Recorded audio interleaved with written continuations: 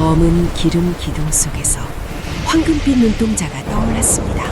수만 톤의 검은 액체가 뒤엉켜 만든 거대한 괴수였습니다. 원수 나몰라의 배는 괴물의 이빨 사이로 그대로 빨려 들어갔고 처참한 비명과 함께 심해 속으로 가라앉았습니다. 대폭발 이후 설화가 눈을 뜬 곳은 낯선 해안가였습니다. 하지만 그곳은 더 이상 조선이 아니었습니다. 하늘에는 거대한 쇳덩이 새들이 굉음을 내며 날아다니고 바다 위에는 산보다 거대한 철선들이 떠다니고 있었습니다. 설아는 떨리는 목소리로 중얼거렸습니다. 할머니, 우리가 시간을 넘어온 것입니까? 조선의 석유혁명을 일으켰던 설아와 강쇠. 과연 그들은 멸망한 미래를 바꾸기 위해 과거로 던져진 시간의 여행자였을까요? 과연 설아는 바다 밑에서 깨어난 검은 재앙을 막고 조선의 운명을 지켜낼 수 있었을까요? 구독과 좋아요, 알림 설정은 몽경야화를 이어가는 가장 큰 힘이 됩니다. 지금부터 탐욕과 저주, 그리고 심해의 비밀이 뒤엉킨 기이하고도 처절한 전설이 시작됩니다.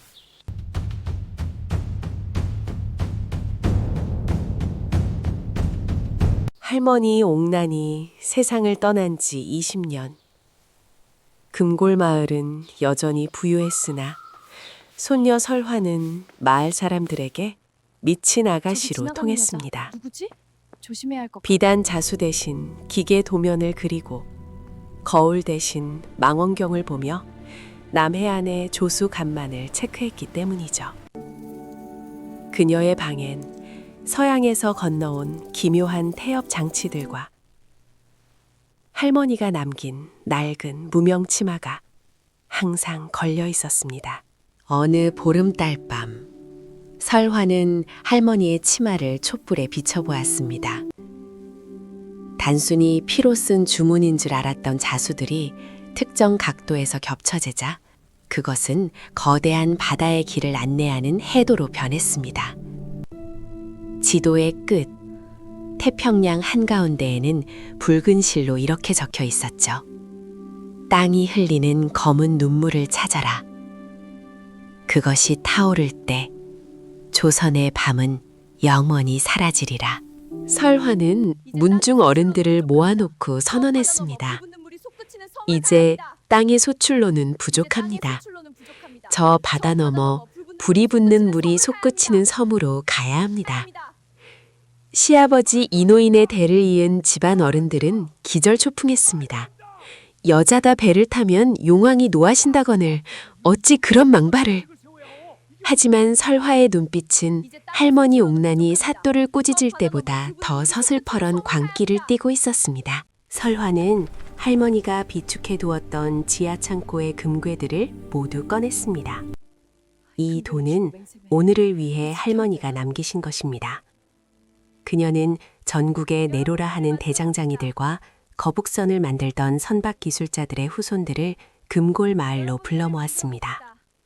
조선 최초, 아니 세계 최초의 철갑 무역선을 만들기 위한 전설적인 프로젝트가 시작된 것입니다. 금골 마을 앞바다에 거대한 선체가 모습을 드러냈습니다. 나무로 뼈대를 잡고 그 위에 탄탄한 무쇠판을 덧씌운 기괴한 형상이었습니다. 사람들은 저 무거운 쇠가 물에 뜨겠느냐며 손가락질했습니다. 하지만 설화는 아르키메데스의 원리를 한글로 풀이한 서책을 보여주며 비웃음을 일축했습니다.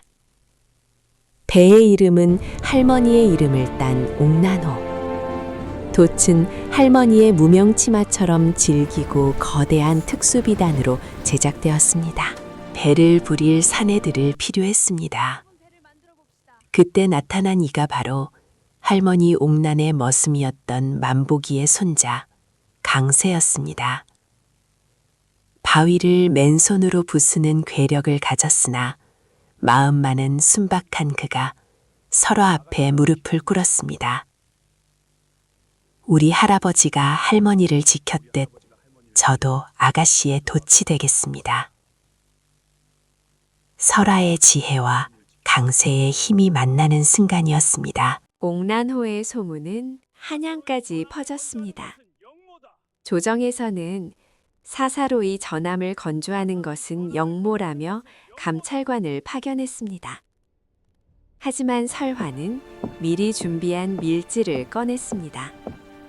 거기엔 할머니 옥란이 생전에 인연을 맺었던 대비마마의 비밀 인장이 찍혀 있었습니다. 이 배는 나라의 빚을 갚을 보물을 찾으러 가는 것이니 누구도 막지 마라. 정치가의 기질까지 물려받은 설화의 치밀함이었습니다. 출항을 하루 앞둔 밤, 바다에서 수만 마리의 물고기가 옥란호 주변으로 모여들어 원을 그리며 춤을 추었습니다. 그리고 서쪽 하늘에서 붉은 우선이 옥란호의 돛대 끝에 떨어졌습니다. 마을 노인들은 이를 천지개벽의 징조라며 두려워했지만 설화는 돛대에 떨어진 운석 파편을 주어 목걸이를 만들었습니다. 이것은 하늘이 내게 준 나침반이다. 드디어 출항의 날. 설화는 치마끈을 질끈 매고 선두에 섰습니다. 조선의 바다는 여기까지다. 이제부터 우리는 지도가 없는 곳으로 간다. 옥란호가 거대한 무새 소리를 내며 파도를 가르자 바닷물이 은빛으로 갈라졌습니다. 육지가 점점 멀어지고 수평선만이 남았을 때 설화는 할머니의 지도를 펼쳤습니다. 이제 돌아갈 길은 없었습니다. 항해의 사흘째, 옥란호는 한 치 앞도 보이지 않는 거대한 흑모 속에 갇혔습니다. 나침판은 미친 듯이 회전하고 바다 밑바닥에서는 짐승의 울음소리 같은 진동이 울려 퍼졌습니다. 그때 안개 너머로 거대한 돛 한 조각이 나타났습니다. 80년 전 사라졌던 사또 나불덕의 해적선과 똑같은 문양. 강쇠야, 화포를 준비해라. 죽은 자들이 우리를 마중 나왔구나. 안개를 뚫고 나온 옥란호의 속도가 급격히 줄어들기 시작했습니다. 파도는 분명 요동치고 있는데 배는 마치 엿가락 위에 올라탄 듯 묵직하게 가라앉으려 했죠. 설화가 바닷물을 떠보니 그것은 푸른 물이 아니라 끈적이고 비릿한 냄새가 진동하는 검은 액체였습니다. 이것은 바다가 아니다. 땅이 뱉어낸 거대한 늪이다. 태평양 한가운데 수만 리를 뒤덮은 거대한 석유 유출지대, 소위 용의 피라 불리는 죽음의 바다에 발이 묶인 것입니다.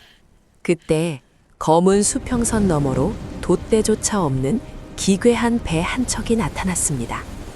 증기를 내뿜으며 검은 물결을 가르는 그 배의 선수에는 거대한 상어의 아가리가 그려져 있었죠. 바로 사또 나불덕의 손자 나몰라의 함선이었습니다. 그는 유배지에서 도망친 뒤 외구의 기술과 서양의 증기기관을 결합해 이 검은 바다에서만 움직일 수 있는 특수 선박을 건조했던 것입니다. 확성기를 통해 나몰라의 비열한 웃음소리가 바다를 울렸습니다. 설화 아가씨, 오랜만이군. 우리 할아버지가 네 할머니 때문에 알거지가 되어 돌아가셨지. 그 복수를 위해 내가 10년을 기다렸다. 이 검은 늪은 너희 무거운 철갑선에겐 무덤이 될 것이야. 나몰라의 배는 가벼운 목재에 기름 저항을 줄이는 특수 도료를 발라 옥란호 주위를 조롱하듯 맴돌았습니다. 나몰라의 배에서 거대한 갈고리들이 날아와 옥란호의 무쇠벽을 찍었습니다. 철컥 소리와 함께 옥란호가 옆으로 기울었습니다. 검은 늪의 점성 때문에 한번 균형을 잃으면 다시 일어서기 힘들었죠. 강쇠가 도끼를 들고 갈고리를 끊어내려 했으나 갈고리엔 불붙은 심지가 달려 있었습니다. 이 검은 바다 위에서 불꽃은 곧 몰살을 의미했습니다. 선원들이 공포에 질려 비명을 지를 때 설화는 망원경으로 해류를 읽었습니다.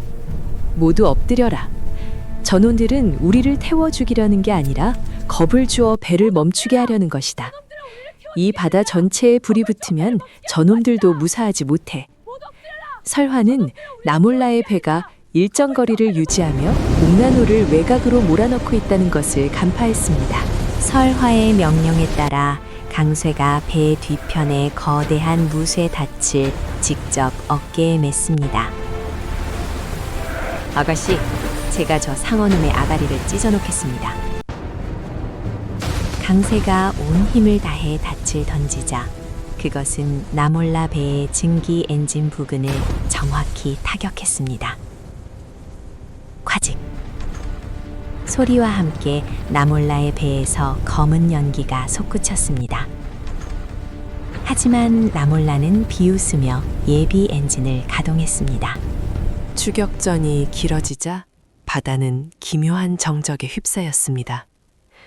파도 소리조차 들리지 않는 끈적한 어둠 속에서 두 배의 엔진 소리만이 심장 박동처럼 울려 퍼졌습니다. 설화는 할머니의 지도를 다시 펼쳤습니다. 지도의 그림이 검은 바다의 소용돌이 모양과 일치하는 지점을 찾아낸 것이죠. 저기다! 저 소용돌이의 중심에 우리가 찾는 검은 우물이 있다. 옥나노가 소용돌이로 들어가려 하자 나몰라가 앞을 가로막았습니다. 설화는 승부수를 던졌습니다. 모두 돛을 내려라. 아니, 할머니의 비단으로 만든 그 거대한 돛을 펼쳐라. 새로 된 배에 돛을 펼치자 바람이 아닌 검은 바다의 유증기가 돛에 감기기 시작했습니다. 이것이 설화가 계산한 역치맛 바람이었습니다. 유증기의 압력을 이용해 배를 강제로 밀어내는 공학적 지략이었죠. 나몰라는 옥나노가 소용돌이 속으로 사라지려 하자 미친 듯이 소리쳤습니다. 죽어도 혼자는 안 죽는다! 그는 배에 실린 모든 작살폭탄을 옥나노에 향해 발사했습니다. 수십 개의 폭탄이 검은 늪 위를 구르며 옥나노에 갈라붙었습니다. 이제 폭발까지 남은 시간은 단 몇 초. 강쇠와 선원들은 눈을 감았습니다. 폭발음이 들리기 전 옥나노는 거대한 소용돌이의 중심으로 빨려 들어갔습니다. 그 순간 모든 소음이 사라지고 눈앞에 믿을 수 없는 광경이 펼쳐졌습니다.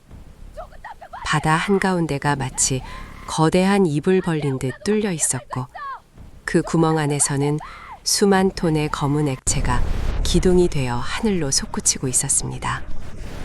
그런데 그 검은 기둥 속에서 무언가 살아있는 것처럼 꿈틀대는 황금빛 눈동자가 설화를 빤히 내려다보고 있었습니다. 검은 액체 기둥이 하늘을 찌를 듯 솟구칠 때 그 안에서 번뜩인 황금빛 눈동자는 생명체의 것이라기보다 타오르는 불길 자체였습니다. 설화는 깨달았습니다. 할머니가 찾으라고 한 것은 단순한 연료가 아니라 대지에 끓는 피였다는 것을요. 옥나노의 무쇠 벽이 그 괴수의 포효 한 번에 종이장처럼 떨리기 시작했습니다. 괴수의 아가리에 배가 반쯤 박힌 나몰라는 미친 듯이 웃었습니다. 박설화, 이게 네가 원하던 보물이냐? 이건 보물이 아니라 지옥의 열쇠다. 그는 마지막 순간까지 옥나노를 향해 작사를 던졌습니다.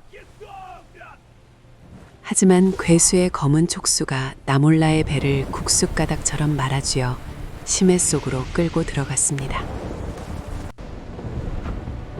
나불덕 가문의 악연이 태평양 한가운데서 비참한 수장으로 끝나는 순간이었습니다. 설화의 귓가에 갑자기 할머니 옥난의 목소리가 들려왔습니다.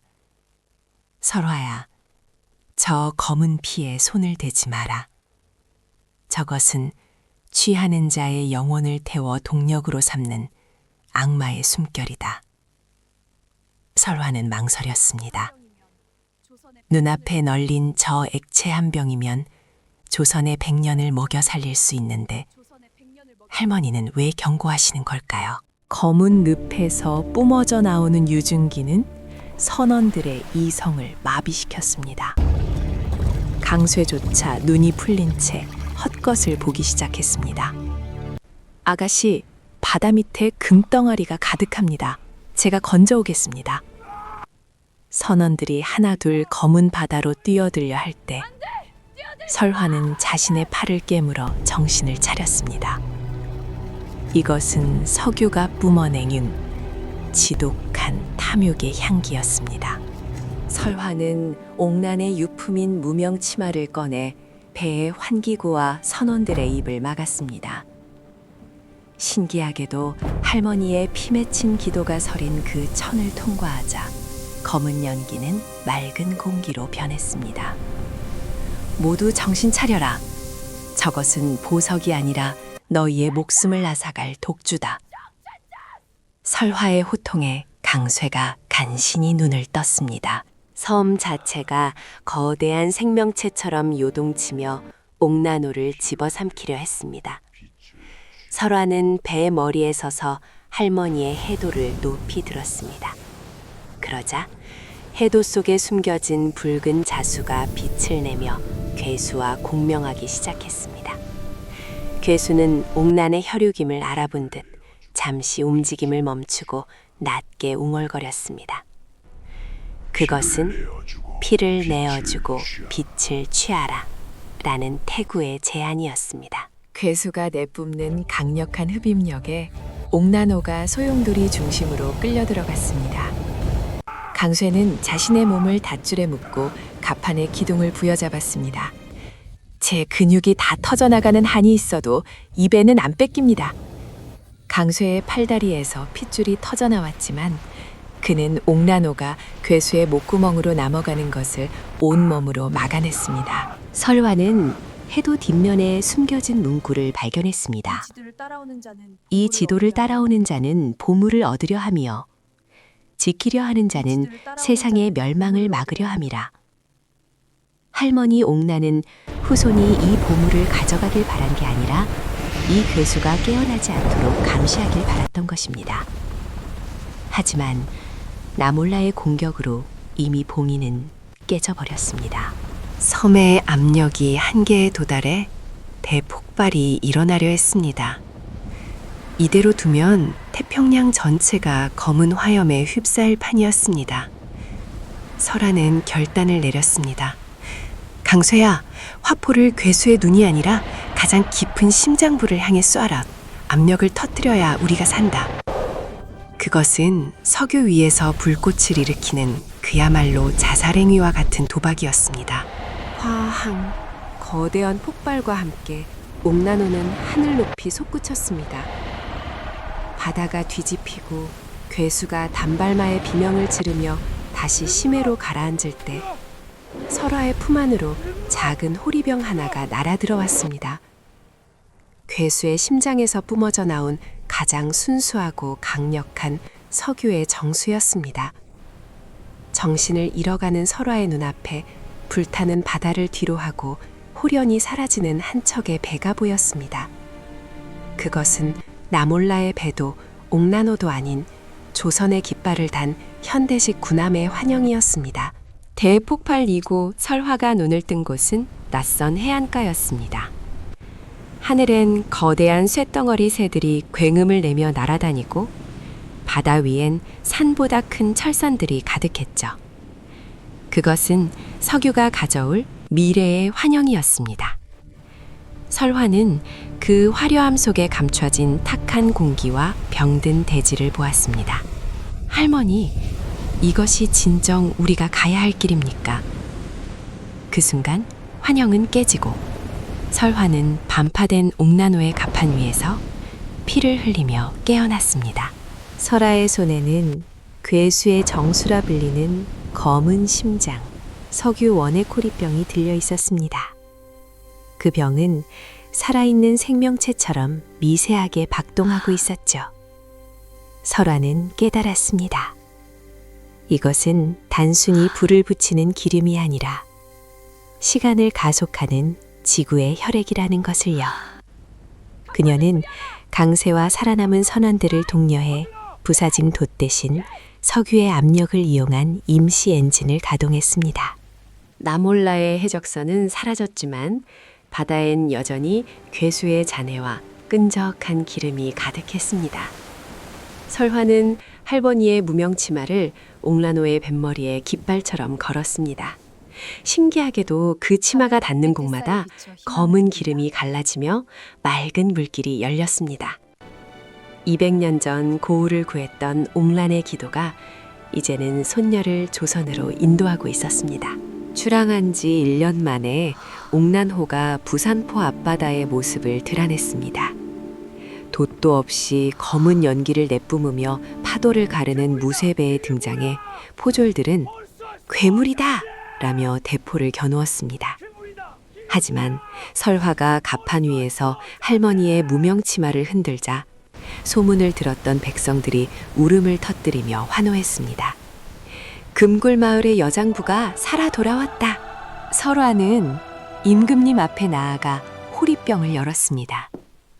단 한 방울의 기름을 등잔에 넣고 불을 붙이자 대낮보다 밝은 빛이 근정전 전체를 뒤덮었습니다. 전하, 이것은 태평양 건너 불을 먹는 괴수의 심장에서 가져온 석유유입니다. 이제 조선에 어둠은 없을 것이며 무쇠말이 대륙을 달릴 것입니다. 임금은 그 눈부신 광경에 넋을 잃고 설화에게 조선 무역 총재라는 전무후무한 직첩을 내렸습니다. 설화의 지휘 아래 조선은 급변했습니다. 집마다 호롱불 대신 석유 램프가 켜졌고 소가 끌던 쟁기 대신 기름으로 움직이는 농기구가 눈을 누볐습니다. 옥란 상단은 세계 최대의 에너지 상단으로 거듭났으며 설화는 조선의 모든 경제권을 손에 쥐었습니다. 하지만 풍요가 커질수록 사람들의 눈빛은 점점 탐욕스럽게 변해갔습니다. 강쇠에는 설화의 곁을 지키며 거대한 저택을 지었지만 마음은 편치 않았습니다. 아가씨, 이 기름 냄새 때문인지 마을 사람들이 더 이상 웃지 않습니다. 서로 더 많은 기름을 차지하려고 싸움질만 하니 이것이 정말 할머니가 원하시던 세상일까요? 설화는 대답 없이 검게 변해버린 자신의 손톱을 바라보았습니다. 세월이 흘러 설화도 할머니 옥란의 나이인 80세가 되었습니다. 그녀는 임종직전 마을 사람들을 불러 모았습니다. 그녀의 방 안엔 여전히 200년 전 할머니의 그 무명 저고리가 걸려 있었죠. 내가 가져온 것은 빛이었으나 그것을 태우는 것은 인간의 욕심이었다. 나는 바다에서 보물을 가져온 게 아니라 잠자는 악마를 깨워 데려온 것이었어. 설화가 숨을 거두며 손에 쥐고 있던 저고리를 펼치자 200년 전 옥란이 썼던 혈서 밑에 설화의 새로운 글귀가 적혀 있었습니다. 기름은 다 타버려도 그 이름은 영혼에 남는다. 다음 대의 아이들아, 불을 끄고 다시 달빛을 보아라. 설화는 자신이 세운 석유 제국의 모든 장부를 불태우며 눈을 감았습니다. 설화가 죽던 날 밤 전국의 석유 등잔이 일제히 푸른 불꽃을 내뿜으며 꺼졌습니다. 그리고 설화의 시신 옆으로 200년 전 신랑 이현의 모습을 한 청년이 나타나 낡은 신발 한 켤레를 놓아두었습니다. 그가 설화의 영혼을 인도해 방을 나설 때 벽에 비친 두 사람의 그림자는 사람이 아니라 거대한 9꼬리를 가진 여우와 그것을 지키는 산신령의 형상이었습니다. 마을 사람들이 설화의 유품을 정리하다 발견한 것은 석유 호리병이 아니라 미래에서 온 듯한 작은 금속 칩이었습니다. 그 칩 안에는 2026년의 지도와 함께 설화의 목소리가 녹음되어 있었습니다. 나는 조선을 구하러 간 것이 아니다. 나는 역사를 수정하러 간 것이다. 과연 설화는 단순한 손녀였을까요? 아니면 멸망해가는 미래를 바꾸기 위해 과거로 던져진 시간의 여행자였을까요? 그리고 그녀가 수정한 역사가 지금 우리가 사는 이 세상이라면 구독과 좋아요 눌러주시고 소감 한마디씩 남겨주세요. 문경야화였습니다.